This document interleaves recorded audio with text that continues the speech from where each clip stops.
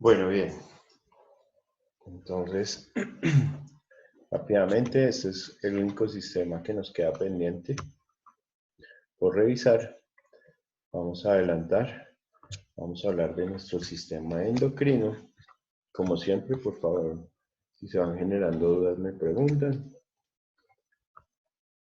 para resolverlo durante la clase. Entonces, lo primero que vamos a hacer es dar nuestras definiciones. ¿Qué es la endocrinología? La especialidad médica que estudia las glándulas endocrinas y de secreción interna que producen hormonas. Entonces, fíjense que es muy importante porque dentro de las alteraciones que puede tener un individuo, existen muchas alteraciones relacionadas con sus hormonas o con las glándulas que producen estas hormonas. Entonces, dentro en la sociedad o dentro del común en el que nosotros vivimos, es muy frecuente encontrar alteraciones endocrinológicas, muchísimas, ¿sí? En el caso de ustedes, en la parte ginecológica, la parte endocrina es muy importante, porque ustedes tienen mucho que ver con alteraciones del ciclo menstrual, problemas con el desarrollo, la menopausia, todo ese tipo de cosas tiene que ver con endocrinología. También está muy de moda hoy en día los temas relacionados con las alteraciones de la glándula tiroides.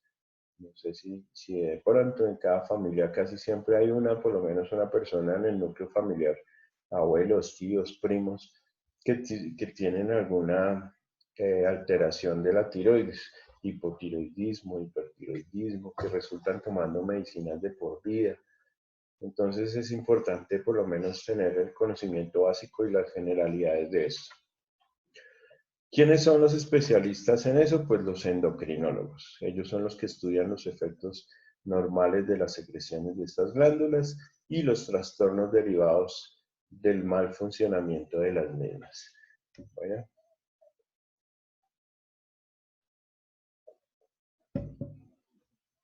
Entonces, pues inicialmente el médico general que termina haciendo su especialización en endocrinología.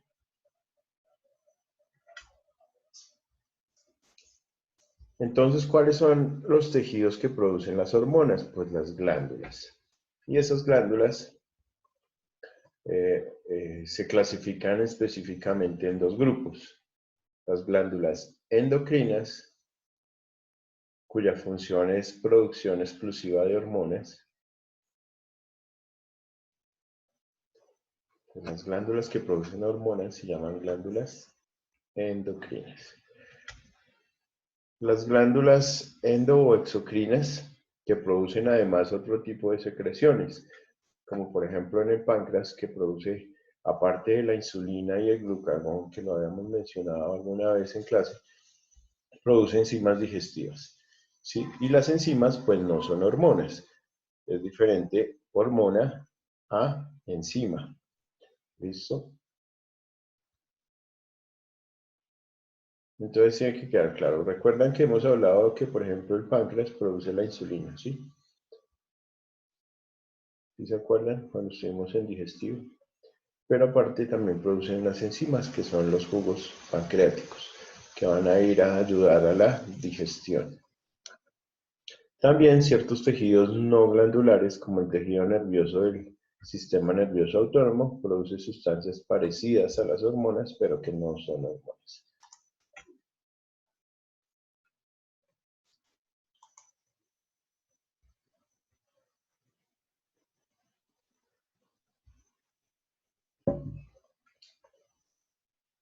¿Listo? ¿Seguimos? Bueno, yo los espero.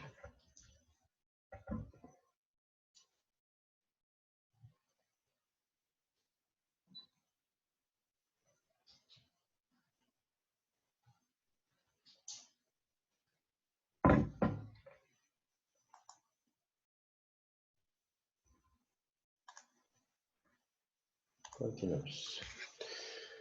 Siguiente, entonces, vamos a hablar de esos órganos relacionados con nuestro sistema endocrino. Entonces, vamos a empezar de arriba hacia abajo, ubicándolos. En el cerebro, nosotros tenemos una glándula que es una glándula muy importante y que esa glándula se aloja o descansa sobre una variación anatómica que se llama la silla turca. ¿Recuerdan que lo había mencionado en algún momento? El hueso del etmoides que sustentaba el bulbo olfatorio, que era el que tenía los canales por donde pasaban las células, ¿sí? Esa lámina cribosa del esfenoides es la misma que termina teniendo la silla turca en su anatomía. Esa silla turca es el sitio anatómico donde va a alojarse esa glándula llamada hipófisis. La hipófisis es una glándula muy importante en nuestro organismo. A partir de ella vamos a hacer una producción de varias hormonas. Varias hormonas están relacionadas con la glándula hipófisis. ¿Listo? Ya las veremos una por una. Continuando hacia abajo, vamos a encontrar en la parte anterior del cuello la glándula tiroides, que como les mencioné hace un momento, también tiene que ver con alteraciones muy frecuentes, generalmente el hipo y el hipertiroidismo. Hipotiroidismo e hipertiroidismo. La glándula tiroides. Muy común en nuestros días, también puede generar nódulos, también puede generar cáncer, en fin, cualquier cantidad de cosas. En la parte anterior del tórax, casi que en la mitad de los pulmones, detrás del esternón, vamos a tener una glándula que se conoce como el timo. El timo es una glándula que está mucho más funcional en la infancia, en los recién nacidos y en los infantes menores. A medida que va pasando el tiempo y vamos creciendo, ya su función no es tan marcada. Pero es muy importante durante la infancia porque nos ayuda a formar unas células de la defensa. ¿Listo? Otras glándulas que las vimos cuando hablamos del sistema urinario son las glándulas suprarrenales. ¿Recuerdan? Que dijimos que estaban ubicadas en los polos superiores del riñón, las glándulas suprarrenales, que no tenían que ver con el sistema urinario, pero que estaban ubicadas sobre el riñón y que no hacían parte del sistema urinario. Estas glándulas también son importantes porque producen mineralcorticoides y unas hormonas muy importantes como la noradrenalina y la norepinefrina. Y algunos corticosteroides.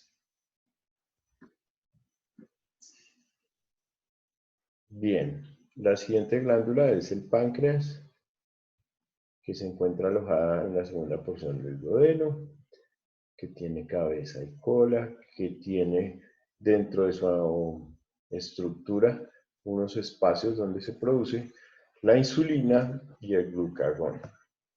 Y también dijimos ahorita que también producía unas enzimas pancreáticas o jugos pancreáticos. Entonces ese es el páncreas.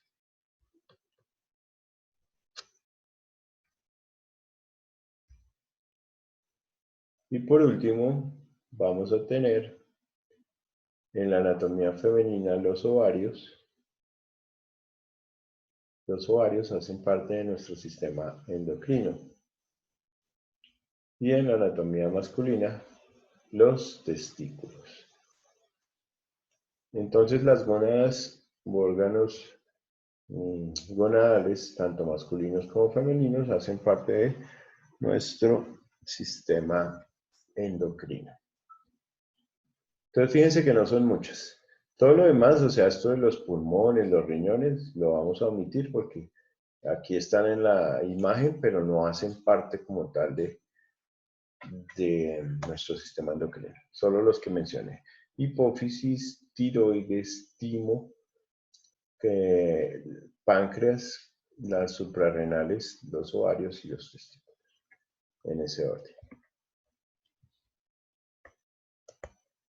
Siguiente. ¿Sí? Siguiente. ¿Van al día? Bien.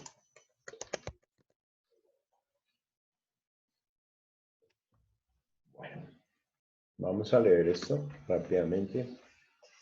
Las glándulas no endocrinas son glándulas exocrinas, holocrinas y apocrinas.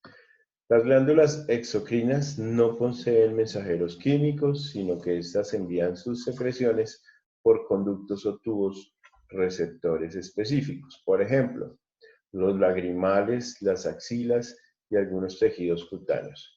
Entonces, estas glándulas simplemente envían secreciones por conductos o tubos, ¿sí? Pero no tienen mensajeros químicos, o sea, no hay enzimas, no hay nada que trabaje ahí diferente, sino directamente ellas.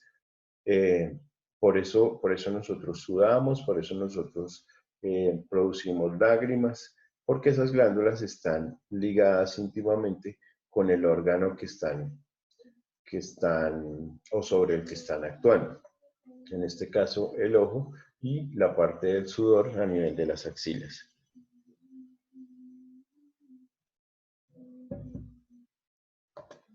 Las holocrinas.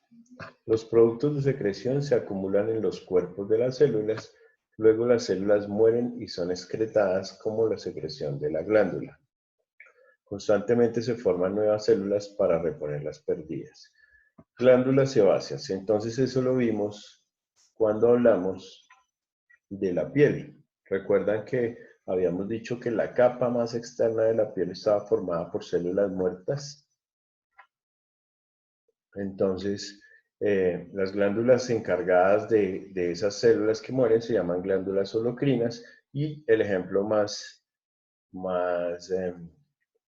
característico es el de las glándulas sebáceas, por lo que están ubicadas en la piel, a nivel del folículo piloso.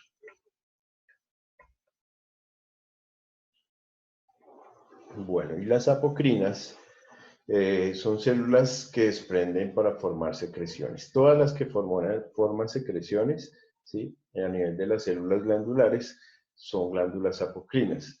El núcleo del citoplasma restante se regenera luego de un corto periodo de recuperación. Entonces, por ejemplo, las glándulas mamarias son el ejemplo más común de glándulas apocrinas. Forman secreciones. ¿Cuál es la secreción de la glándula mamaria? ¿La leche? La lactancia, ¿cierto? Es como lo principal, ¿sí? Y todo eso se forma por un estímulo hormonal. La producción de leche está mediado por una hormona que se llama la prolactina. ¿Listo?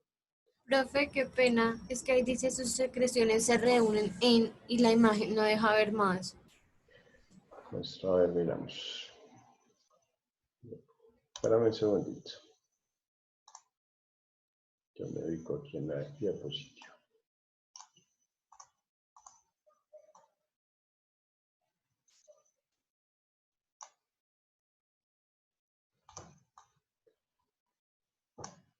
No estoy seguro, pero creo que hace referencia a los conductos o a los canales o a los canáculos.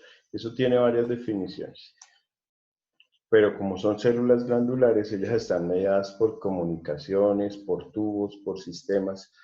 Entonces, cuando hablan de que sus secreciones se reúnen, acá debe ser, se reúnen en los canales de las células glandulares. Fíjense que cuando nosotros tenemos una imagen de una glándula mamaria, que es de la que estamos hablando, en esa imagen está provista de muchos canales, de muchos circuitos. ¿Ustedes alguna vez han visto una mamografía? ¿No? Una imagen de una mamografía. Lo que uno ve ahí son esos canales o esos conductos. Entonces, aquí hacen referencia a eso, a los canáculos o a los conductos de las glándulas o de las células glandulares.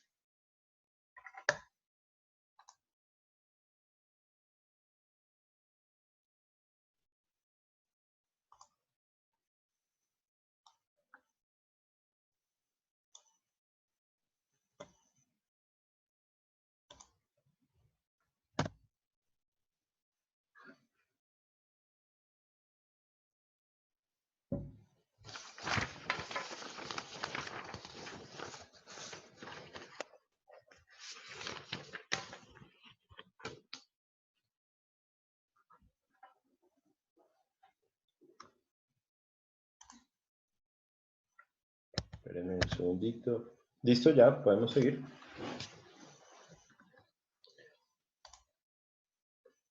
Las glándulas sudoríparas se dividen en apocrinas y ecrinas. Las apocrinas producen líquido viscoso que contienen cromógenos y proteínas. Responden a estímulos como el miedo y el dolor. Su secreción es inodora, pero se vuelve odorífera cuando se combina con las bacterias cutáneas. Entonces, ¿qué quiere decir? ¿Qué quiere decir secreción inodora? ¿Quién me dice?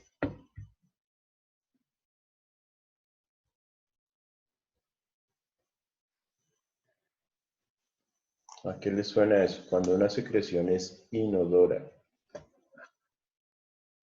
Acá dice que son glándulas que ¿Olor? producen, dime, ¿Sin olor? sin olor, muy bien. Entonces, acá dice que son glándulas que producen una secreción mediadas por estímulos como el miedo y el dolor. Entonces, cuando estamos enfrente a alguna situación que produce miedo o dolor, pues empezamos a sudar, ¿cierto?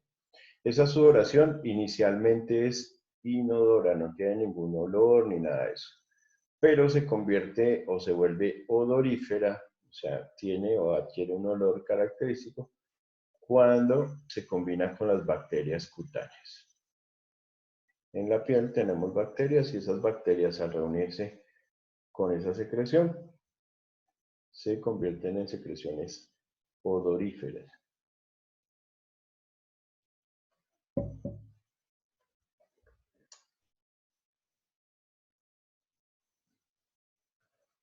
En las ecrinas se abren directamente en la piel mediante un conducto tortuoso y se distribuyen por toda la superficie corporal, excepto en los labios y en los genitales, protegidos. Son más densas en las palmas de las manos y plantas de los pies. Sus conductos se abren en las elevaciones como agujeritos. Las glándulas están inervadas por fibras nerviosas simpáticas ganglionares y responden a estímulos colinérgicos y a drogas adrenérgicas. Entonces, les voy a resumir ese texto. En las ecrinas, nosotros tenemos casi que a lo largo de todo el órgano de la piel unas secreciones o unas glándulas que se llaman ecrinas, generalmente más en las palmas de las manos y en las plantas de los pies. Ustedes han visto que esas son las zonas de nuestra piel que más sudan, independiente de si estamos en presencia de peligro o de miedo o de dolor, no tiene nada que ver, simplemente son zonas de la mano donde generalmente sudamos mucho. ¿Listo? Entonces ya habíamos dicho nosotros cuando vimos la estructura de la piel que teníamos unos conductos que salían a la piel y que eran las glándulas sudoríparas. Esas son las ecrinas. Las apocrinas son las que están en las axilas y las ecrinas son las que están en el resto del cuerpo y principalmente en manos y en pies. Siguiente.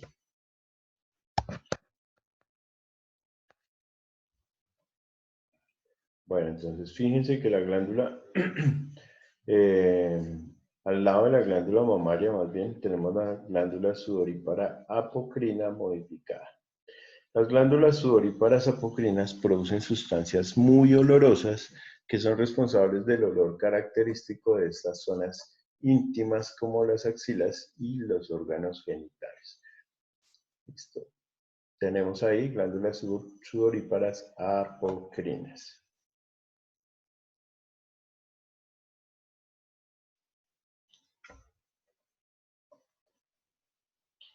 Entonces, a lo largo de la piel vamos a encontrar de todos los grupos de glándulas sudoríparas, tanto ecrinas como apocrinas, como sebáceas, como mamarias,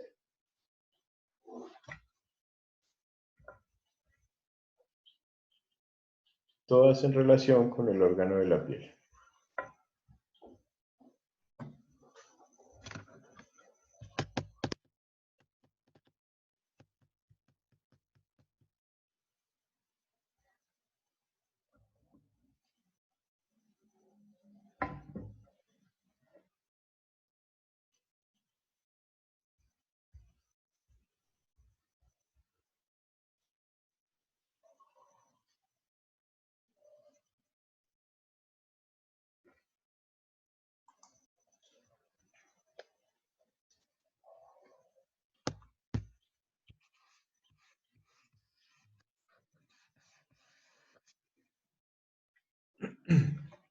Bien, siguiente.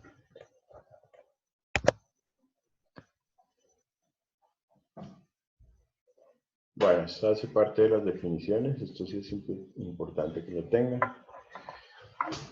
Es un resumen, el conjunto de órganos y tejidos del organismo que liberan un tipo de sustancia llamado hormonas. Ese es nuestro sistema endocrino, esa es la definición como tal de nuestro sistema endocrino. Las hormonas secretadas regulan el crecimiento, el desarrollo y funciones de muchos tejidos. Coordinan los procesos metabólicos del organismo. A esos órganos se les llama o se les denomina las glándulas endocrinas, porque hacen parte de nuestro sistema endocrino. Endocrino o sin conducto. Sus secreciones se liberan directo al torrente sanguíneo.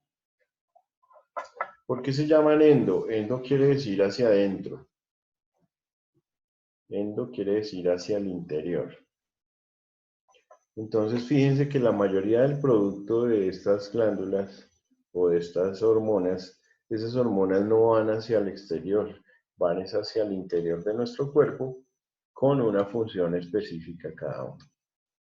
Eso en el caso de las glándulas endocrinas. Y las exocrinas, que ya las hemos mencionado ahorita, liberan sus secreciones sobre la superficie interna o externa de los tejidos cutáneos. ¿Sí?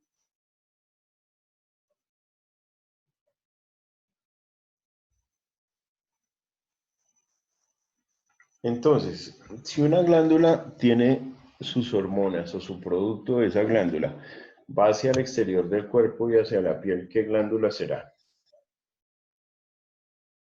¿Endo o exo? Si el producto de la secreción de una glándula va hacia el exterior de la piel, ¿será endo o exo? ¿Exo? Exo, muy bien. Todo lo exocrino quiere decir que va hacia afuera del cuerpo. Hacia afuera del cuerpo. Y todo lo endocrino quiere decir que esas hormonas van hacia el interior del cuerpo. ¿Por dónde? Pues por la sangre, que es por donde transportamos todo lo importante. Bien.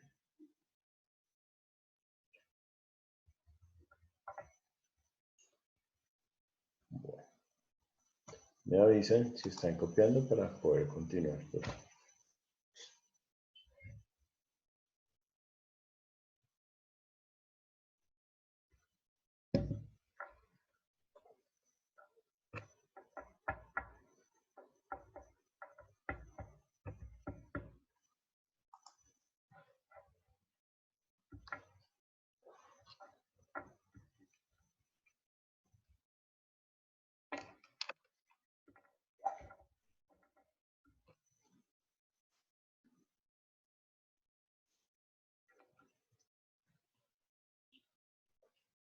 Entonces, todo el sistema relacionado con esas sustancias llamadas hormonas, siempre que escuchen hablar de hormonas, estamos hablando de sistema endocrino.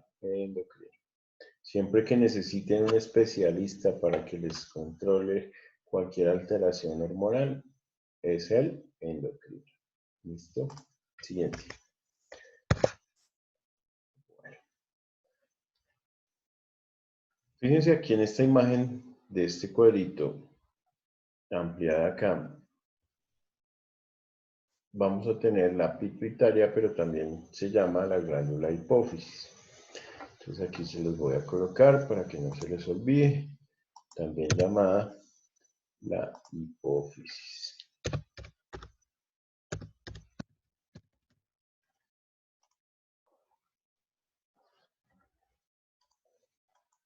La hipófisis o glándula pituitaria. En ella se van a generar varias hormonas importantes, ¿sí? Esas hormonas van a regular funciones en todo el cuerpo. Vamos a ver de manera global cuáles son las hormonas más importantes de la hipófisis o glándula pituitaria y por qué es tan importante su adecuado funcionamiento. Debajo de ella encontramos la tiroides y las paratiroides, que son unas pequeñitas que están a los lados de la tiroides. También van a producir la hormona estimulante de tiroides y otras hormonas importantes para el funcionamiento del cuerpo. Las suprarrenales, que ya les dije que se ubicaban en el polo superior de los riñones, el páncreas, que ya lo mencionamos, los ovarios y los testículos. En esta imagen sí está limitado a las zonas donde vamos a tener esos órganos encargados de producir hormonas. ¿Listo?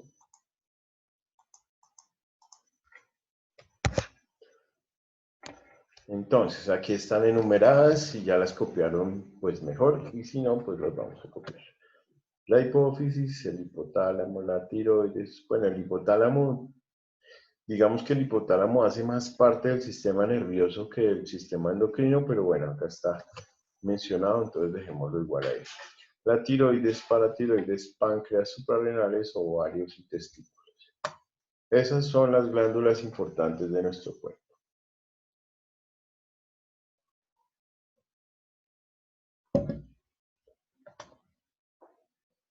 El hipotálamo, digamos que no es tanto que produzca hormonas ni nada de eso, sino son estímulos u órdenes para que la hipófisis funcione. ¿Listo? Y obviamente va a tener una vía, que es la vía del hipotálamo hipófisis y el órgano que se va a ver influenciado por esas hormonas.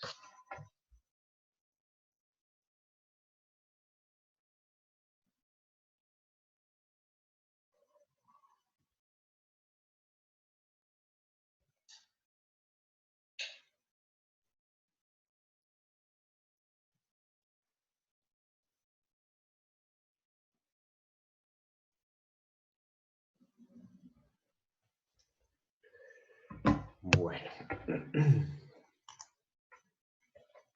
Siguiente. ¿Sí? Ok. La hipófisis. Vamos a hablar de esta glándula que es muy importante. Entonces, vamos a tratar de que podamos entender bien cómo funciona esto. La hipófisis tiene 2 o 3 partes importantes dentro de su anatomía. La hipófisis anterior, la hipófisis intermedia y la hipófisis posterior. Se llaman lóbulos, ¿sí? Esta glándula que estamos viendo aquí en la silla turca se llama glándula hipófisis o pituitaria. Cualquiera de los dos nombres es válido. Entonces, si ustedes escucharon hablar de la glándula pituitaria o de la glándula hipófisis, estamos hablando de la misma estructura. ¿Listo? Se divide en 3 partes. ¿Sí? En una parte anterior, en una parte media y en una parte posterior. ¿Por qué es importante esa división anatómica? Porque cada sector de la glándula hipófisis va a producir unas hormonas específicas.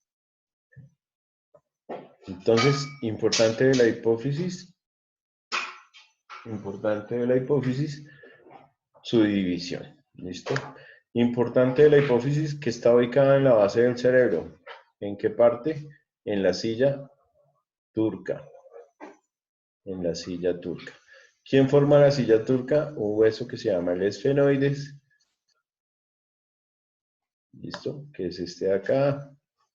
El hueso del esfenoides. Tiene la silla turca. Y se le ha denominado también la glándula principal.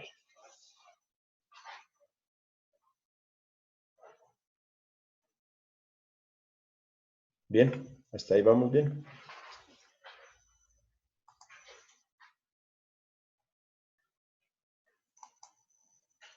Ok.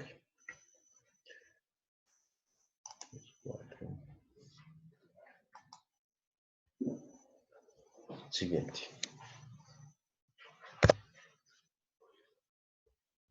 Entonces, vamos a hablar del lóbulo anterior de la hipófisis. Dijimos que tenía 3 lóbulos. Los más importantes son el anterior y el posterior, porque en el lóbulo intermedio, pues solamente se va a generar una glándula que se llama, una hormona, perdón, que se llama la intermedina, que es la que va a actuar sobre unas células de la piel que se llaman los melanocitos. Esa no la vamos, digamos que es importante, pero no tanto como la parte anterior y posterior de esa glándula. Entonces fíjense que en la mayoría de las gráficas muestran anterior y posterior. Entonces les voy a explicar por qué. Porque en el anterior tenemos hormonas diferentes. Entonces, varias hormonas que estimulan la función de otras glándulas endocrinas. Entonces, la adenocorticotropina o ACTH. ¿Por qué es importante esta hormona? Porque va a estimular a las glándulas suprarrenales. O sea que su acción es sobre otra glándula. ¿Dónde quedan las glándulas suprarrenales? En el polo superior del riñón. Esa es la respuesta. Muy bien. Excelente. Ahora, la hormona estimulante de la glándula tiroides o tirotropina o TSH. ¿Ustedes han escuchado hablar del TSH? ¿Alguien ha escuchado hablar del TSH? Sí, Alejandra, sí. Seguramente se lo tomaron durante el embarazo. ¿Alguien más? ¿No? El TSH es la hormona que nos muestra si tenemos hipo o hipertiroidismo. ¿Sí? Es muy importante. Entonces, imagínense, si la hormona estimulante, lo que pasa es que se llama TSH porque sus siglas están en inglés, pero la traducción es hormona estimulante de la tiroides.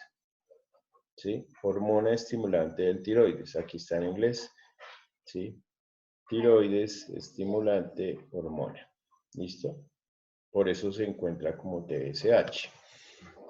Entonces, fíjense que actúan sobre otras glándulas. La ACTH, que es la adenocorticotropina, actúa sobre la glándula suprarrenal. La TSH actúa sobre el tiroides. ¿Ya? La FSH también es muy importante. Se llama la hormona estimulante de los folículos, o sea que actúa sobre el ovario. ¿Sí? La hormona estimulante de los folículos o folículo estimulante, FSH. Ella actúa sobre los ovarios femeninos, estimulando la producción de folículos o de óvulos. La hormona luteinizante estimula las glándulas sexuales directamente. ¿Sí? Esto más en las mujeres que en los hombres, porque nosotros no tenemos folículos ni tampoco tenemos en la parte luteinizante cuerpos lúteos para estimular. La prolactina, al igual que otras hormonas especiales, influye en la producción de leche por las glándulas mamarias. Entonces, fíjense que la función de todas las hormonas que se producen en la parte anterior de la hipófisis tiene que ver es con una sustancia que va a ir a estimular a otra hormona. ¿Sí? Una sustancia que va a terminar estimulando otra hormona. La ACTH, la suprarrenal. La TSH a la tiroides. La FSH a los ovarios. La LH a las glándulas sexuales. Y la prolactina a las glándulas mamarias. ¿Listo? Entonces lo van a colocar así en su cuadro. ACTH, una flechita adelante, suprarrenales. ACTH con una flechita al frente, suprarrenales. Glándulas suprarrenales.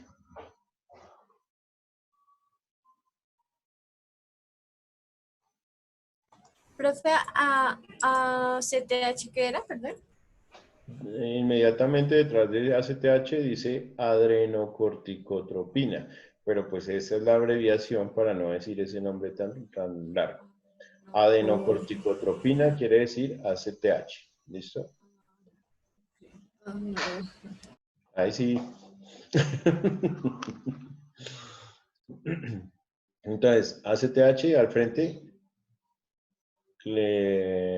suprarrenales. ¿Listo? Luego, TSH, una flechita. Y al frente colocan glándula tiroides.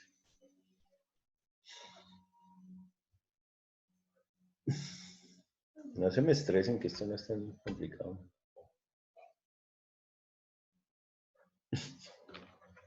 ¿O sí? La TSH es las glándulas renales, ¿verdad?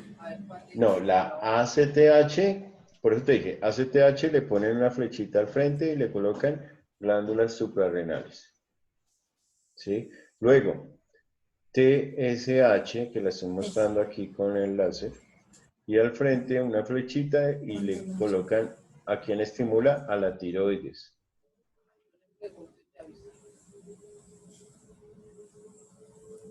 ¿Listo? Luego, la FSH,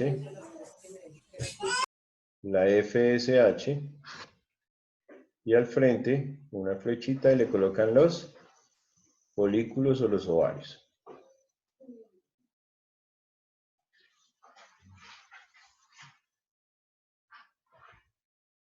La LH,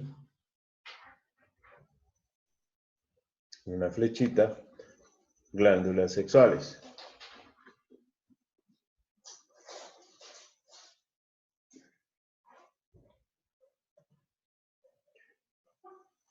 Y por último, la prolactina, una flechita, glándulas mamarias.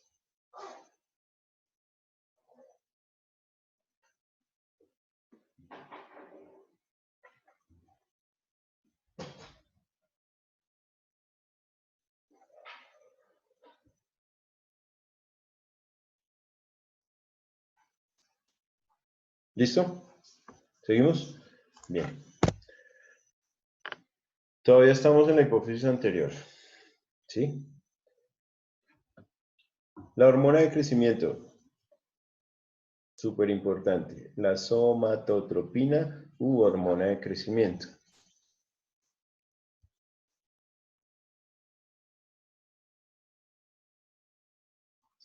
No vayan a colocar, después de somatotropina, aquí donde para, no me van a colocar todo este resto de la carreta, ¿bueno?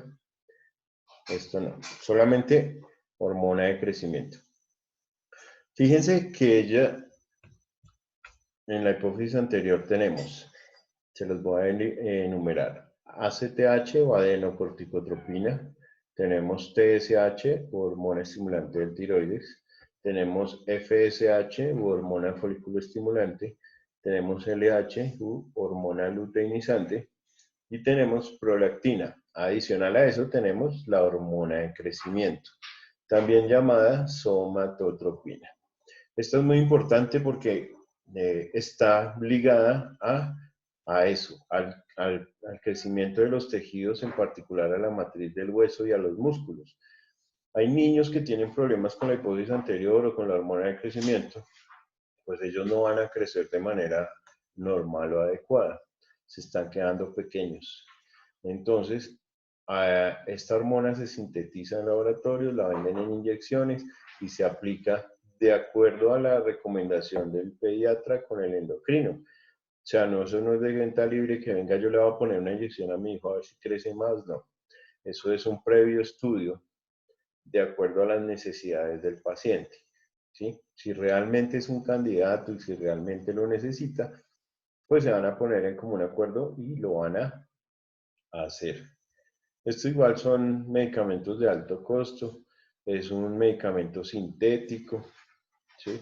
Sacan hormonas de otros mamíferos, como por ejemplo los bovinos generalmente o los equinos, y esas hormonas son las que se sintetizan para que nosotros podamos utilizarlas. En el caso de muchas hormonas, no me refiero específicamente a esto. Entonces, un ejemplo de una persona que utilizó hormonas de crecimiento. Lionel Messi, el jugador de fútbol de Argentina. Era pequeñito, no crecía, tenía que inyectarse él mismo la hormona de crecimiento de acuerdo a la indicación de su endocrino. Y obviamente ganó peso y estatura. Bueno, pero como les digo, solamente en casos especiales. No todo el mundo aplica para esto. Listo, hasta ahí vamos bien. Esto de que influye el metabolismo de los hidratos de carbono, pues hace parte de eso, pero bueno. Estimuladora de melanocitos, lo vamos a dejar ahí. Los melanocitos son los que le dan el color a la piel. El hipotálamo, bueno, esto no lo vamos a poner acá. Porque si no, ustedes se me van a confundir. La neurohipófisis o hipófisis posterior. Ya hablamos de la anterior, ahora vamos a hablar de la posterior. Coloquen como título, y aquí se los voy a poner yo, hipófisis posterior. Listo.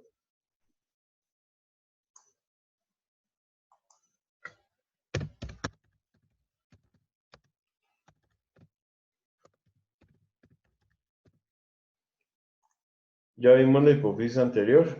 ¿Alguien me quiere enumerar las hormonas? ACTH, FSH, LH, prolactina, TSH y por último la somatotropina o hormona de crecimiento. ¿Sí? ¿Tenemos las mismas? 5 en total. ¿Qué? ¿Son 5 en total? ACTH, TSH, folículo estimulante, no, son 6. Ok. Entonces, ACTH, folículo estimulante, TSH de tiroides, luteinizante, prolactina y somatotropina o hormona de crecimiento. La hormona de crecimiento entra en ese grupo también. En la hipófisis posterior tenemos la oxitocina. ¿Alguien ha escuchado hablar de la oxitocina? ¿No? ¿No? Alejandra, ¿has escuchado hablar de la oxitocina? Sí, pero Sí. no, Pero no recuerdas en dónde. no, tal cual. La oxitocina es una hormona que produce contracciones en el útero. Entonces la utilizan en trabajo de parto. Si una mujer está empezando su trabajo de parto y quieren acelerarle las contracciones, le inyectan Ah, sí. oxitocina. Sí, la tenía por ahí. También muchas personas la intentan usar como abortivo. Profesor, ¿es la misma que la pitocina? Algo así es que El también le pitocin llaman. es el nombre comercial del preparado en Mm, laboratorio, pero la hormona al interior del cuerpo es la oxitocina. Pero uno podría conseguir una ampolla de pitocin. Y la gente las utiliza como métodos abortivos, ¿sí? Los métodos abortivos, las personas creen que poniendo o exponiendo al útero al estrés de las contracciones van a derivar en una pérdida de un embarazo. Y eso no es tan cierto, ¿sí? Lo que sí puede generarles cólicos a la mamá, pero no va a desprenderse el producto del embarazo. Entonces la oxitocina no es un método abortivo. Bueno. Se encuentra en el lóbulo posterior de la hipófisis o en hipófisis posterior. Estimula contracciones musculares, en especial el útero, y también la excreción de leche por las glándulas mamarias. Ustedes van a ver que cuando una mujer está inmediatamente después de un parto, apenas nació el bebé, necesitamos extraer la placenta. O sea, el bebé ya nació, ya le cortamos el cordón, todavía al interior del útero vamos a tener la placenta. Y esa placenta necesita de unas contracciones uterinas para poder ser sacada. Entonces, pues nosotros le ayudamos colocándole oxitocina, igual, pero el médico le dice a la mamá, tiene que cogerse los pezones y hacer como si estuviera sintonizando un radio, ¿sí? Entonces, no es en todos los casos, pero en la mayoría. Entonces, entonces ellas al estimular el pezón generan oxitocina. Lo mismo, cuando tú pones a lactar al bebé, el bebé en ese estímulo de la lactancia está generando la oxitocina. Si no se produce oxitocina, tampoco se va a producir leche porque la oxitocina ayuda a que la leche salga, ¿sí? Y por eso muchas mujeres dejan de lactar. Se pone al bebé, no se estimula profe, la producción de oxitocina, señora. eso pasa, por ejemplo, en mi caso, con mi chiquita solo toma por un seno, porque por el otro no le sale. Sí, pero lo que pasa es que a veces uno dice no sale y no sale y no sale, pero resulta que de pronto hay que hacer el ejercicio de la producción, porque los dos deben estar, digamos que funcionando de manera normal, ¿sí? A veces uno como que mentalmente se bloquea y dice no, definitivamente por acá no y no y no, y resulta que sí, es una cuestión de estímulo, ¿sí? O sea, yo te recomendaría que hicieras el ejercicio porque pues no es tan bueno que solamente utilices una de las dos glándulas, cuando puedes utilizar las dos. Bueno, si lo pones y estimulas, ahí se van a abrir los conductos, se va a producir la oxitocina, se va a seguir produciendo la prolactina para la producción de leche. Si el solo llanto del bebé estimula la producción de leche. Entonces, ese tipo de cosas, ¿Y por qué eso duele, profe? ¿qué? Cuando ellos lloran, que uno siente el dolor como y empieza a bajarle leche. Pues porque esos son los vínculos que hay entre una mamá y su bebé. ¿Sí? La mamá es la única que puede diferenciar el llanto de su bebé. Mejor dicho, si el bebé llora, la mamá tiene que saber si es porque tiene que cambiarlo, si es porque tiene hambre, si es porque tiene dolor, si es porque está triste. ¿Sí me entiendes? Ese llanto, la única que lo reconoce es la mamá. Entonces, cuando el bebé llora, la mamá dice, no, tengo que ir a cambiarlo porque está sin necesidad de mirarlo. ¿Ya? Digamos que eso es algo como intuitivo de la naturaleza. ¿De acuerdo? Y claro, hay una que cuando el niño llora y el llanto es de hambre, pues tú empiezas a secretar la leche, ¿sí? Y eso es algo automático, o sea, es un mecanismo de la conexión que hay entre madre e hijo. ¿Cierto? Cierto. Sí, señor. Bueno.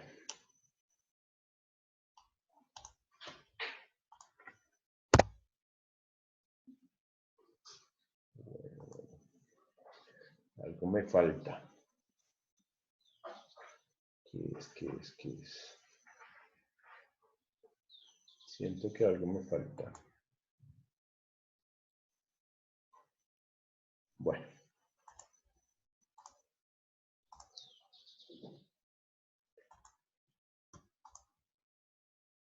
No. Aquí en esto, a ver muchachos, pónganme cuidado. Espérenme un segundito antes de que continuemos.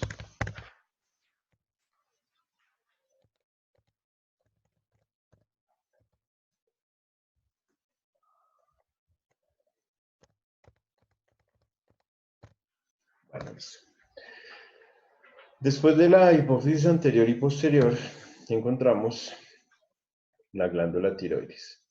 Muy importante también, ella sí regula muchísimas cosas en nuestro organismo. Cuando una persona sufre de la tiroides, se le descontrola todo, ¿sí? Piel seca, uñas débiles, estreñimientos, sangrado, caída del cabello, alteraciones de la menstruación, en fin, muchas cosas se alteran.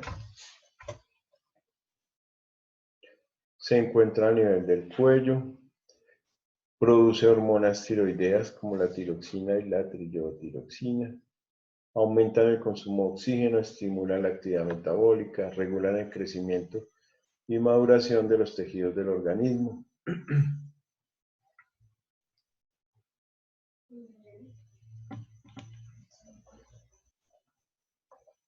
Disminuye los niveles de calcio en sangre e inhibe la reabsorción ósea.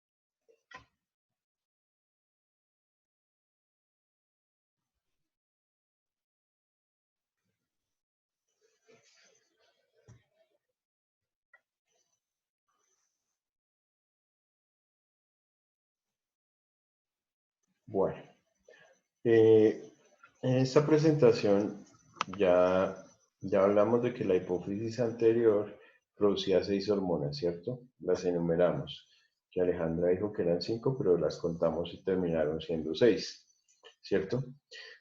En la hipófisis posterior hemos mencionado solo la oxitocina. Son 2 hormonas en la hipófisis posterior, nos falta una para que la coloquemos enseguida, terminemos de anotar lo de la tiroides. Entonces, cuando estemos hablando de la hipófisis, que la dividimos en anterior y posterior, la anterior produce 6 hormonas y la posterior produce 2 hormonas. Cuando terminen acá me avisan y complementamos esa parte.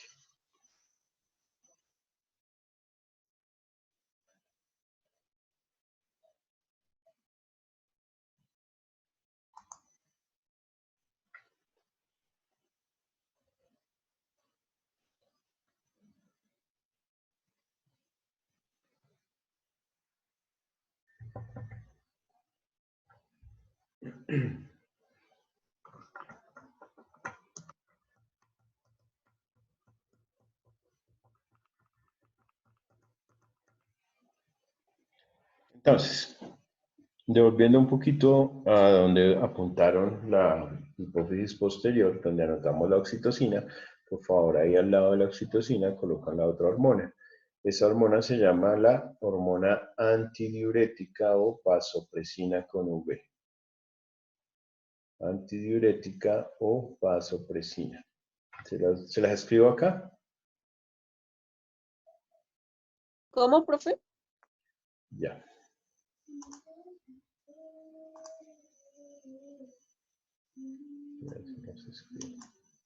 Se llama vasopresina o también se llama hormona anti.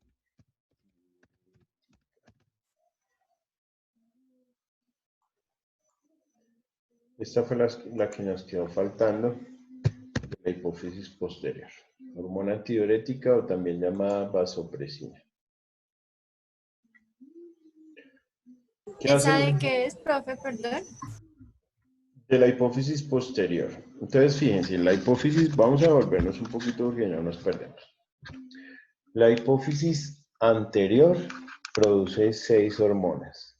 Ya las enumeramos, son la ACTH, es la TSH, la FSH, la LH, la prolactina y la somatotropina.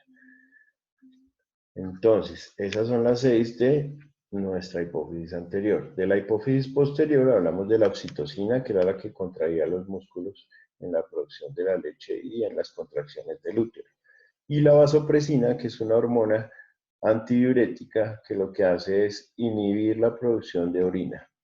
Muchas veces nosotros necesitamos no producir más orina, entonces utilizamos esta hormona, la vasopresina. ¿Listo?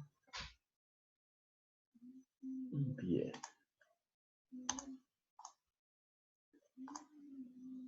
Listo, esto de la tiroides ya quedó. Ya lo apuntaron. Las enfermedades, el hiper y el hipotiroidismo. El hipertiroidismo o tirotoxicosis es el resultado de la presencia de cantidades excesivas de hormona tiroidea en el cuerpo. Cuando tenemos mucha hormona tiroidea en el cuerpo, ese exceso de esa hormona puede generar en tumores de la tiroides, ¿sí? Puede generar en una inflamación o un bocio. El bocio es un aumento del tamaño de la glándula, ¿sí? Generalmente es por ingerir muchas cantidades de yodo. El yodo es la sal de la dieta.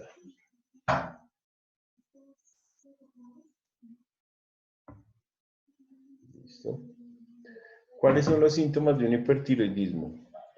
La delgadez extrema, son personas que tienden a ser muy delgadas o muy flacas, ¿sí? La taquicardia, el aumento en la frecuencia cardíaca. El exoftalmos, que es como que los ojos estuvieran saliendo de sus cavidades o de sus cuencas, ¿sí?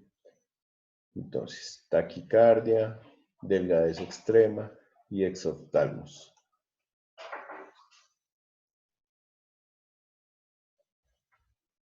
Ese es el hipertiroidismo. La cuestión con el hipertiroidismo es que generalmente el tratamiento se puede hacer durante 1, 2 o 3 meses y mejora. Mientras que el contrario, que es el hipotiroidismo, casi siempre su tratamiento termina siendo de por vida. Hipertiroidismo.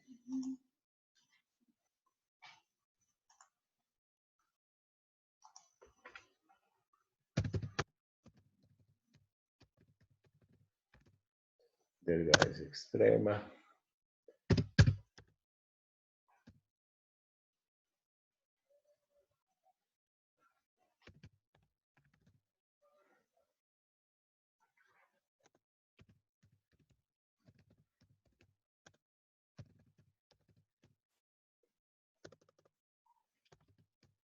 Estos son los síntomas de un hipertiroidismo. Delgadez extrema, exoftalmos, taquicardia y cefalea. ¿Qué es el exoftalmos?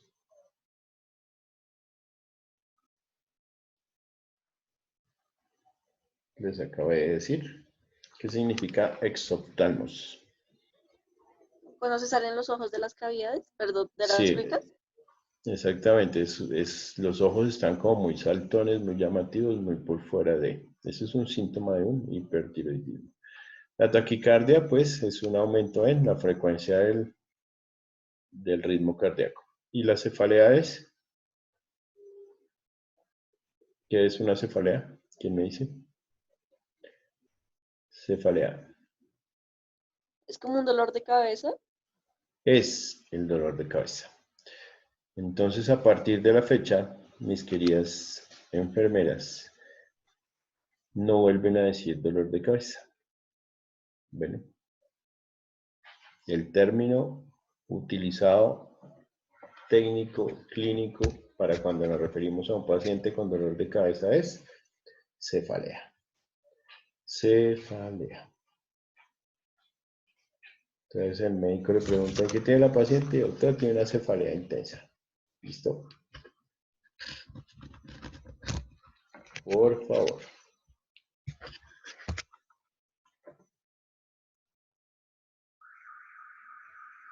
Bien. Siguiente.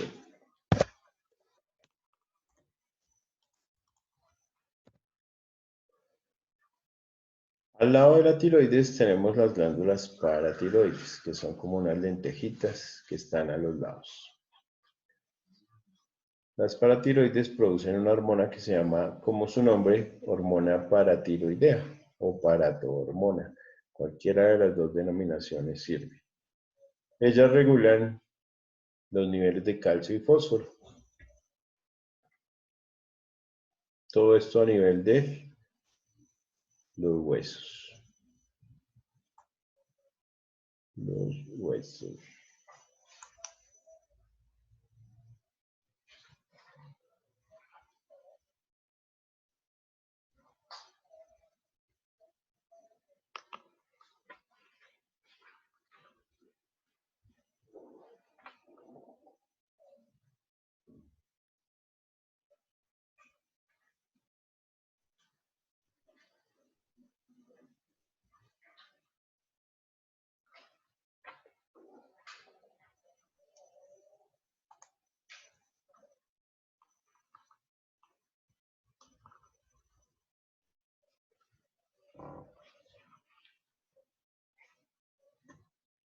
Escribamos lo de arriba, ¿listo?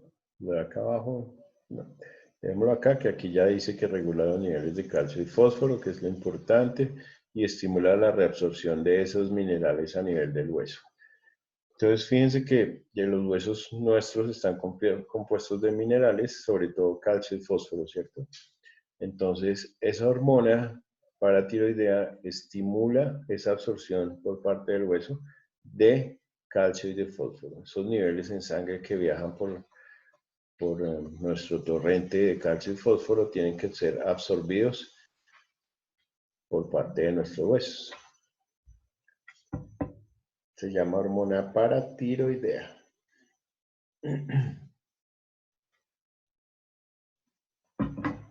Bien. ¿Listo? ¿Ya copiaron esto de arriba solamente? Ok.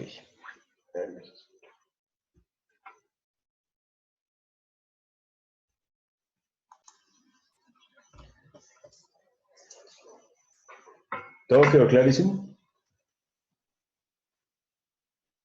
¿Dónde se encuentra ubicado el páncreas? Se encuentra ubicado en la segunda porción del duodeno. Ahí es donde va la cabeza del páncreas y el resto es la cola del páncreas. ¿Cuál es la función del páncreas? Tiene dos funciones, ¿sí? Dos funciones. Una función exocrina, porque genera unas sustancias que van a liberarse al torrente digestivo. ¿Cuáles son esas sustancias? Pues las enzimas pancreáticas o los jugos pancreáticos. Ellos van es para el intestino, no tienen nada que ver con hormonas, son enzimas. ¿Listo? Pero su parte hormonal está mediada por estas dos hormonas, la insulina y el glucagón. Insulina y glucagón son las hormonas que se producen en el páncreas. ¿Qué hace la insulina? Ayuda a que el azúcar que viaja por nuestra sangre entre a las células y sea utilizado para la fabricación de energía. Recuerden que cuando nosotros no tenemos insulina, pues el azúcar se queda en la sangre y al quedarse en la sangre se eleva y por eso se da la diabetes. La diabetes es una enfermedad porque la sangre se queda viajando por los vasos sanguíneos, pero no entra a los tejidos, que es donde debe estar. ¿Listo? Entonces, para eso es la insulina, para transportar ese azúcar que va por la sangre y llevarlo al interior de nuestras células y que lo podamos utilizar en forma de energía. Pero lo mismo, si ya producimos mucha insulina, necesitamos un antagonista de esa producción y esa es la otra hormona que tenemos en el páncreas, se llama el glucagón. ¿Listo? Él lo que hace es como regular esos niveles de insulina en sangre. ¿Listo? ¿Quedó claro? ¿No? ¿Sí? Bueno. ¿Ya quedó claro? ¿Más o menos? Dayana. ¿Sí? Juliana. ¿Mm? Bueno, les voy a creer.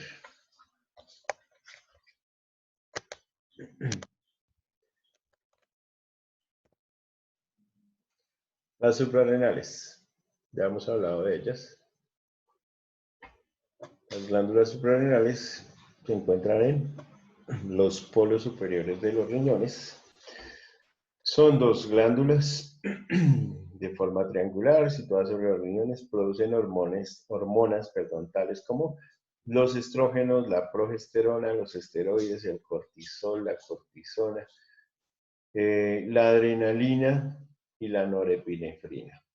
Todas estas hormonas que se producen en las glándulas suprarrenales son súper importantes. ¿Por qué? Porque si nosotros no tenemos esteroides, cortisol, los estrógenos y la progesterona, no se podría mediar el ciclo menstrual, por ejemplo. Los ciclos menstruales en la mujer están mediados por estrógenos y progestágenos, ¿cierto? Estrógenos y progestágenos. Entonces, el ciclo menstrual de la mujer, al principio del ciclo, tiene una incidencia de estrógenos y al final del ciclo tiene una incidencia de progestágenos. Y cuando no se da una fecundación, pues esos niveles de estrógenos y progesterona hacen que se elimine el producto, que es la menstruación. Bueno, muy importante. De hecho, a partir de esas sustancias es que se fabrican las píldoras anticonceptivas. Lo que tienen es eso, estradiol y hormonas. ¿De acuerdo? Por eso es muy importante las glándulas suprarrenales. Entonces, por favor, coloquen ahí en su cuaderno, las glándulas suprarrenales producen estrógenos y progestágenos. Producen esteroides y cortisol.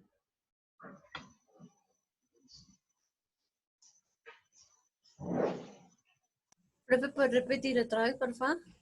Entonces producen estrógenos y progestágenos o progesterona. Estrógenos y progesterona. Las glándulas suprarrenales producen estrógenos y progesteronas. Coma, también producen esteroides y cortisol.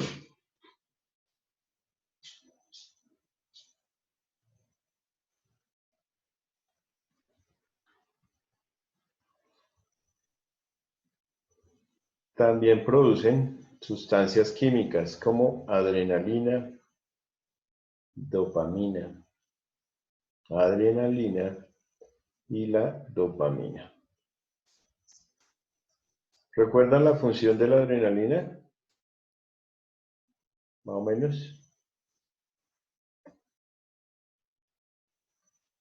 La adrenalina estimulaba nuestro sistema vegetativo autónomo, simpático o parasimpático.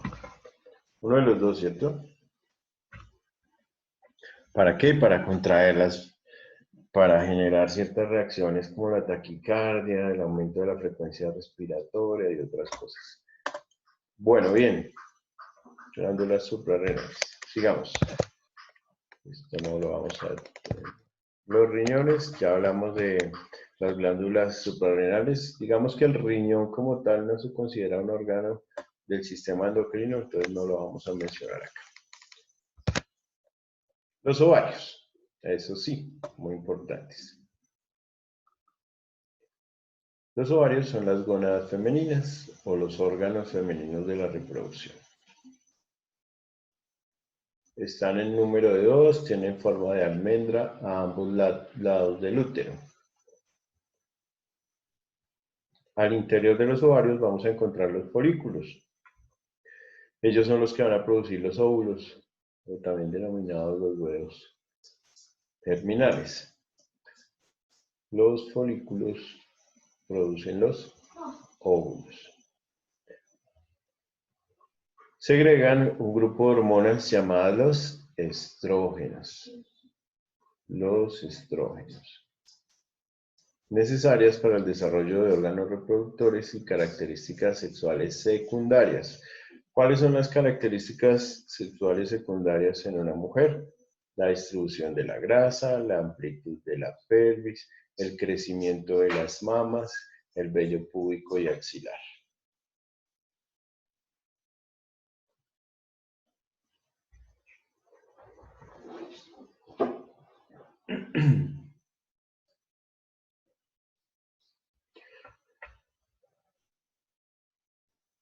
¿Quién me dice qué pasa si un hombre se aplica estrógenos? Profe, eso no son para, eso no es lo que se aplican los transexuales, Por eso. algo así, ¿Y para qué se lo aplica? para que Sí. no les salga más vellos, así como por ejemplo vellos que es la barba y cosas así, ¿no?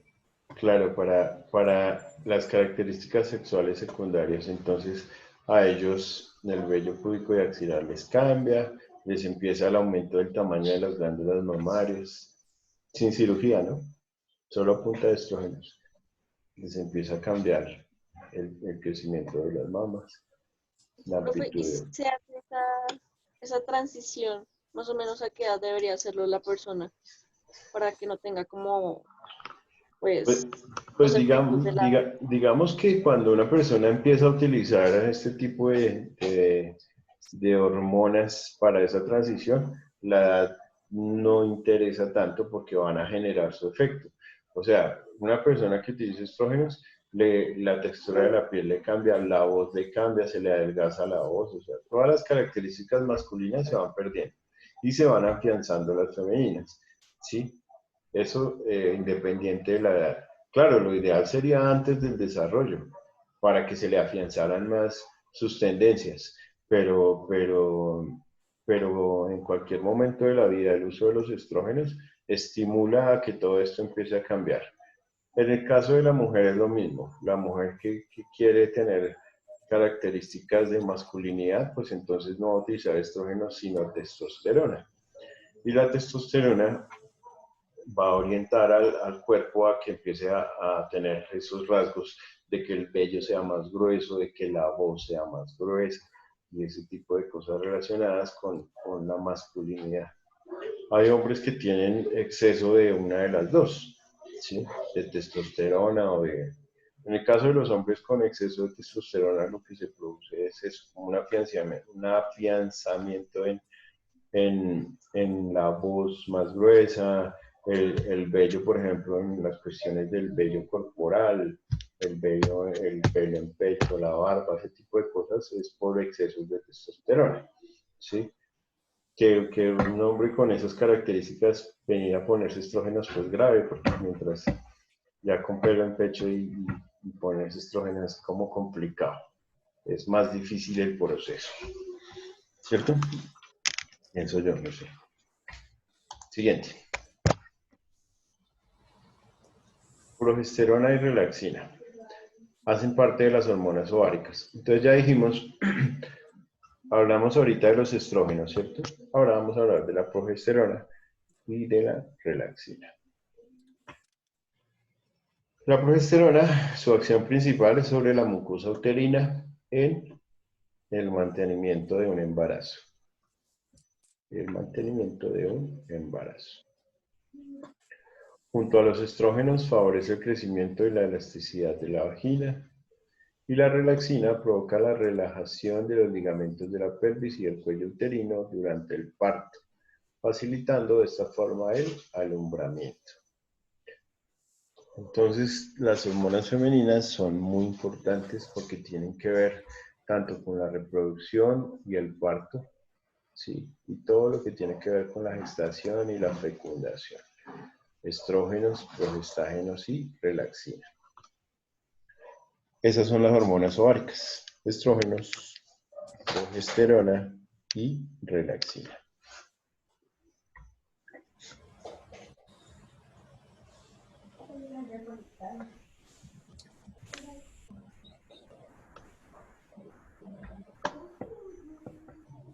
Bien. Siguiente. No. Uy. Ay, perdón, profe.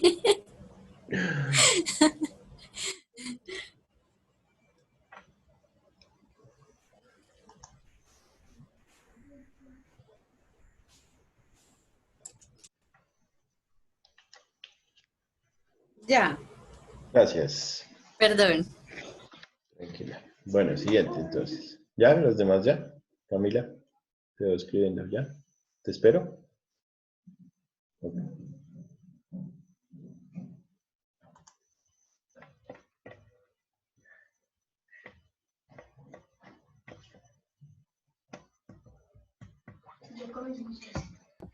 Ya, profe. Listo. Karen ya, Dayana ya, listo. Juliana, hace rato. Aquí hablamos de la placenta también.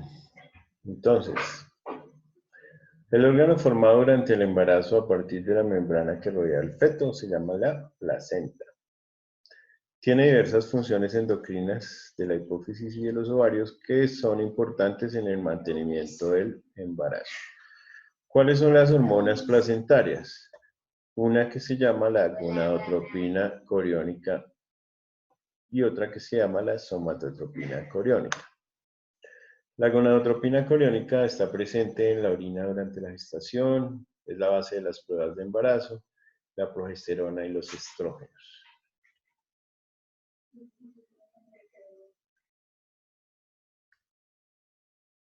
Entonces, cuando ustedes se hacen una prueba de embarazo, esas pruebas de embarazo están mediadas por una hormona que se llama la gonadotropina coriónica. ¿Listo? La pueden hacer en orina y la pueden hacer en sangre. ¿Ya? Esa es la que nos dice si es positivo o si es negativo. Cuando tenemos presencia de esa gonadotropina coriónica es cuando estamos en presencia de un embarazo. No hay de otra.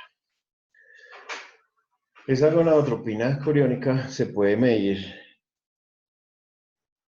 en cuanto a que esté presente o en cuanto a qué cantidad está presente. Entonces puede ser cualitativa o puede ser cuantitativa.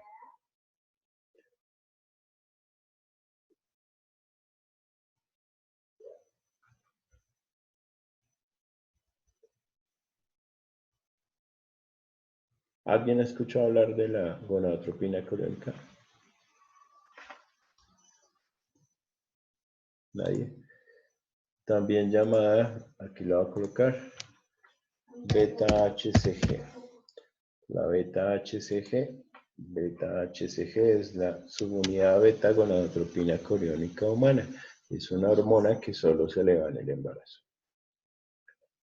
Entonces, cuando una chica apenas tiene 2 semanas de embarazo y resulta que todavía la prueba puede que no salga positiva en orina, pues uno la podría hacer en sangre midiendo los niveles de beta-HCG y seguramente ahí sí nos va a dar con una certeza bien importante si está o no en embarazo y cuántas semanas puede tener.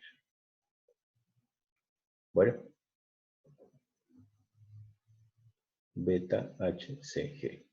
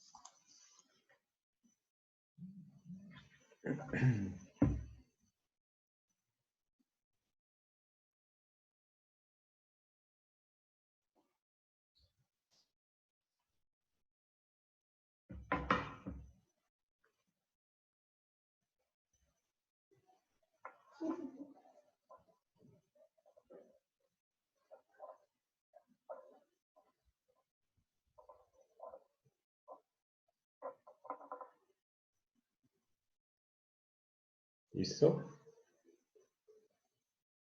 Sí, señor. Bien. Creo que ya estamos cerquita de terminar. Las glándulas mamarias. Si hay un embarazo, la secreción placentaria de gonadotropinas, progesterona, estrógenos, mantienen el cuerpo lúteo y la mucosa uterina y prepara las mamas para la lactancia. Entonces, las glándulas mamarias solo se van a preparar para la lactancia en presencia de ciertas hormonas. ¿Cuáles? Las gonadotropinas, la progesterona, los estrógenos, esas tres. ¿Listo? Si no hay presencia de esas tres hormonas, pues la glándula mamaria sigue como si nada. O sea, es un órgano normal que no produce leche. La secreción de estrógenos y progesterona se eleva durante el embarazo. ¿Listo? Y alcanza su nivel máximo justo antes del nacimiento del bebé. ¿Qué estimula la lactancia? La lactancia se produce poco después del parto, presumiblemente como resultado de los cambios del equilibrio hormonal tras la separación de la placenta.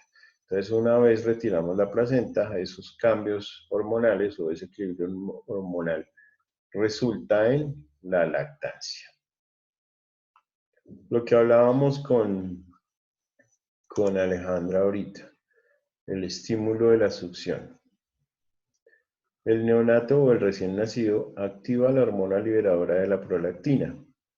Estimula la descarga de prolactina de la pituitaria para facilitar la lactación y el crecimiento de la glándula mamaria. Entonces, la prolactina es muy importante porque con el estímulo del bebé de la succión es donde nosotros activamos en la hipófisis o la pituitaria la secreción de la prolactina. Si no hay ese estímulo, pues no va a haber una producción de leche. Por eso es muy importante poner al bebé a comer del seno.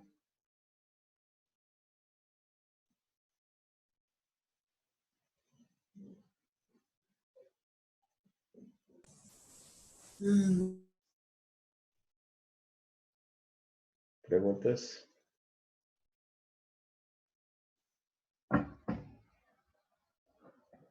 ¿No? ¿Todo claro? Profe, se supone que cuando los recién nacidos hacen el estímulo, es inmediatamente que le tienen que bajar la leche materna. Espérame. Cuando hacen el estímulo de qué? Es inmediatamente que tienen que bajar la leche materna. Pues no necesariamente, pero casi siempre sí. O sea, es muy difícil que te pasen a tu bebé de una vez el lactar. Sí, en el caso de nosotros los seres humanos, ¿no? ¿Por qué? Porque tu bebé nace y él entra en un proceso de adaptación. Y en ese proceso de adaptación tú estás en alumbramiento, o sea, a ti te están retirando la placenta. ¿Sí? Entonces, mientras tú no tengas la placenta que ya te la hayan extraído, no activas ese proceso de la lactancia. ¿Sí? Pero es que eso a veces se demora hasta varios días, ¿no, profe? Mm, A mí me pasó. no, fisiológicamente no es normal, ¿sí? Que no se produzca la leche de inmediato. Mira que acá dice que la lactancia se produce poco después del parto, poco después. Y se presume que es el resultado del equilibrio en la separación de la placenta. La placenta tiene que ser alumbrada casi que inmediatamente después del parto, ¿sí? Si la placenta no alumbra después del parto, pues toca instrumentarla, pero eso no puede pasar más de 1 hora con la placenta ahí. ¿Sí me entiendes? Y a partir de ese momento en que ya retiran la placenta, tu lactancia se tiene que producir poco después, o sea, casi es que de inmediato. Entonces no pueden ser días. Entonces algo falló ahí, o el estímulo, algo falló. Porque a mí cuando mi primera chiquita yo no le pude dar leche apenas, o sea, ya duró casi 2 días sin mi leche, En el porque lactario. no me salía. Sí, sí, pero muchas veces ese no me salía es falta de insistencia, porque cuando eso pasa, tú estás en un hospital. Y en el hospital, ¿no? ¿Todo fue en la casa? ¿Tu Sí, bebé nació en casa y todo? no, o sea, yo salí, a mí me la pusieron y yo ahí le hacía el estímulo y todo, y yo juraba que sí, pero no. Seguramente sí, lo que pasa es que no eran cantidades normales, pero seguramente sí, porque un bebé más de 4 horas sin comer le da hipoglucemia. Sí, o sea, algo tuviste que generar de secreción o de leche. Sí, no es lógico, o sea, un bebé no puede estar sin comer más de 3 horas cuando es recién nacido, ¿sí? Porque les da hipoglucemia. De pronto no producías la cantidad que tú esperabas, es diferente, pero que algo producías, sí, porque si no se descompensaba tu bebé y lo hospitalizan. Entonces, Pues es que lo que yo hice fue en ese entonces mi cuñada también había tenido a mi sobrinita y tenía la misma edad y ella le dio la leche. bueno, bueno, eso está bien, es una buena opción. Bien, en el caso de los hombres, entonces hablamos de los testículos, son gónadas masculinas, cuerpos ovoideos, pares suspendidos en el escroto, ya lo habíamos visto cuando hablamos del sistema genital masculino. Y en unas células que se llaman las células de Leydig se producen los andrógenos. Los más importantes, la testosterona. Testosterona relacionada directamente con el hombre y los estrógenos con la mujer. Y la testosterona es la que estimula el desarrollo de los caracteres sexuales secundarios. Entonces, eso incluye el crecimiento de la próstata, de las vesículas seminales, los caracteres secundarios masculinos, entonces lo que yo les decía, la voz, la barba, el vello en el pecho, la espalda, en fin, estimula la actividad secretora de estas estructuras, también contiene células que producen gametos masculinos o los espermatozoides. Entonces, la testosterona también se sintetiza y muchas personas la utilizan a manera de medicamento para poder ganar ciertas características sexuales propias de los hombres. Muchas veces son los mismos hombres los que utilizan la testosterona para afianzar cosas relacionadas con la musculatura, que están en gimnasios y quieren utilizar testosterona a ver si les aumenta más rápido el volumen de los músculos y cosas así. Bueno, pero pues todo esto debe ser controlado. Bien.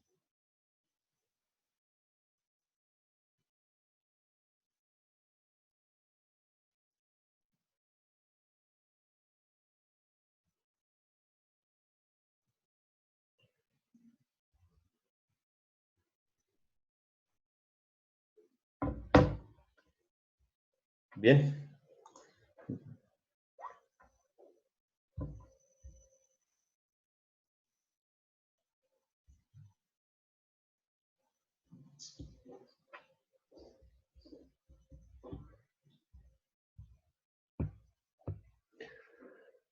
Bueno.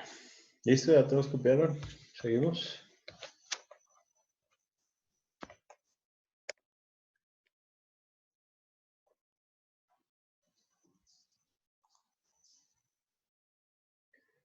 ¿Quién dijo sí? Dayana sí.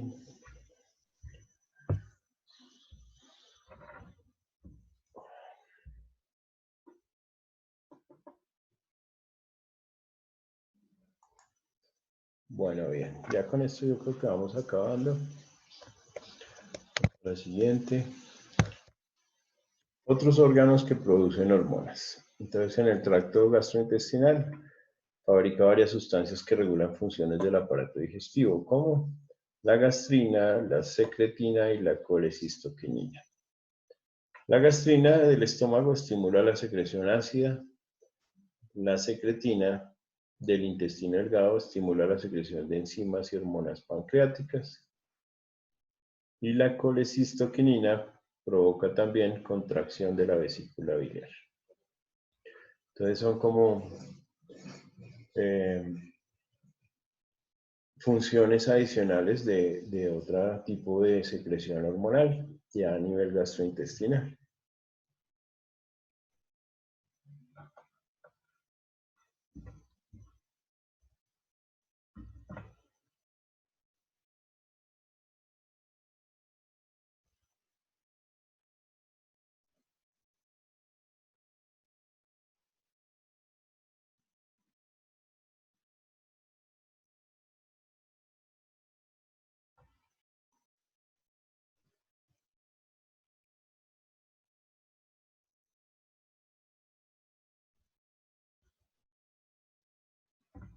Bien.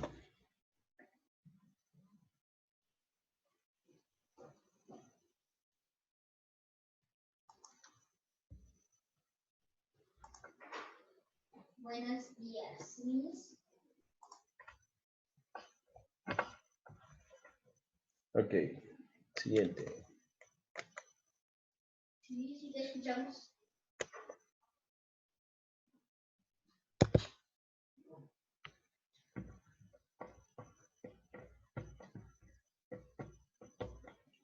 Esto no lo vamos a colocar ahí en sus apuntes, lo vamos a leer. En la década del 80 se observó que el corazón también segregaba factor natriurético auricular, implicado en regulación de la tensión arterial y el equilibrio hidroelectrolítico. La noradrenalina está presente en las terminaciones nerviosas que transmiten los impulsos nerviosos. O sea que la noradrenalina viene a ser un neurotransmisor. Los componentes del sistema renina-angiotensina se han encontrado en el cerebro, donde se desconocen sus funciones. Péptidos intestinales, lo acabamos de mencionar, gastrina, colecistoquinina, en la producción de jugos gástricos. Las endorfinas presentes en el intestino y la hormona de crecimiento que aparece en el páncreas también parecen actuar de forma local, inhibiendo la liberación de insulina y glucagón. Esto es más informativo. Bueno, bien. Vamos a darle pausa aquí a la grabación.